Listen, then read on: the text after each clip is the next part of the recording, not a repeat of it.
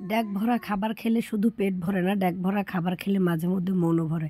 Hello everyone, আসসালামু আলাইকুম। এই যে দেখতে পাচ্ছেন আমাদের বাড়িতে হচ্ছে রান্না বাড়ার আয়োজন করা হচ্ছে এবং এটা হচ্ছে আমার ভাগ্নি, ও হচ্ছে আপনার রান্না বাড়ার কাজে হেল্প করতেছে। সো রান্না বাড়া করতে গিয়ে আমরা সবাই মিলে খুব মজা করলাম এবং এটা হচ্ছে বাড়ির একটা প্রোগ্রাম।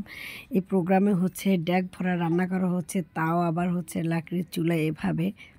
সো আসলে এত বড় ড্যাক তো আর মহিলাদের রান্না করা সম্ভব না, যার জন্য হচ্ছে পুরুষের হেল্প নিতেই হবে।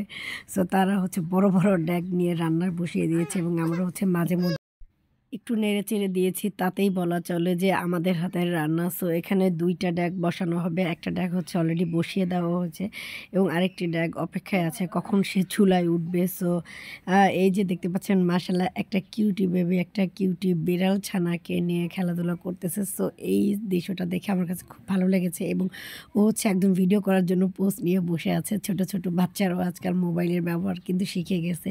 সো বাইরে কিন্তু প্রচুর রোদ, তারপর হচ্ছে আমি ভিডিও করছি এবং সবাই হচ্ছে খাবার খাওয়ার জন্য এভাবে আশেপাশে ঘুরঘুর করতেছে এবং সবাই অপেক্ষার মুহূর্ত গুনতেছে খাবার বলে কথা। সো যেখানে হচ্ছে সব কিছু ব্যর্থ, খাওয়ার জন্যই হচ্ছে পুরো দুনিয়াতে উলটপালট হয়ে চলছে। যে যা পারছে তাই করতেছে, যে যে ধরনের কাজ করা উচিত না সে কাজটাও সবাই মিলে করছে। আপনাদের ভাইয়াও কিন্তু রান্নাবাড়ার কাজে খুব এক্সপার্ট এবং সে হচ্ছে প্রধান রাঁধক, যার জন্য হচ্ছে সম্পূর্ণ দায়িত্বটা তার উপরে। চুলার আগুন দেখে আমার খুব ভয় লাগে, সত্যি কথা। এত দাউ দাউ করে আগুন জ্বলতেছে, তারপর হচ্ছে চুলার কাছে একদমই যাওয়া যায় না।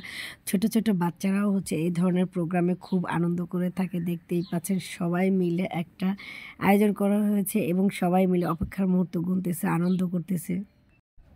আসলে সংসার জীবনটা মনে হয় অনেক কষ্টের, কিন্তু হাজারো কষ্টের মধ্যে কিন্তু সুখ দুঃখ আনন্দ হাসি খুশি সব কিছু মিলেই হচ্ছে সংসার জীবন। সো এই ধৈর্যটা যে রাখতে পারবে সে হচ্ছে সংসার জীবনে টিকে থাকবে, আর যারা হচ্ছে যে না, তাদের মধ্যে ধৈর্য রাখতে পারবে না, অল্পতে উগ্র মেজাজি হয়ে যাবে, তাদের কিন্তু এই সুখটা কখনোই উপলব্ধি করা সম্ভব হবে না। সো সবার ক্ষেত্রে আমি এটাই বলবো, ধৈর্য রাখতে হবে, চেষ্টা রাখতে হবে, পরিশ্রম করতে হবে, তাহলেই দেখবেন অবশ্যই প্রত্যেকটা বিষয় আপনি হচ্ছে নিজেই সফলতা অর্জন করতে পারবেন।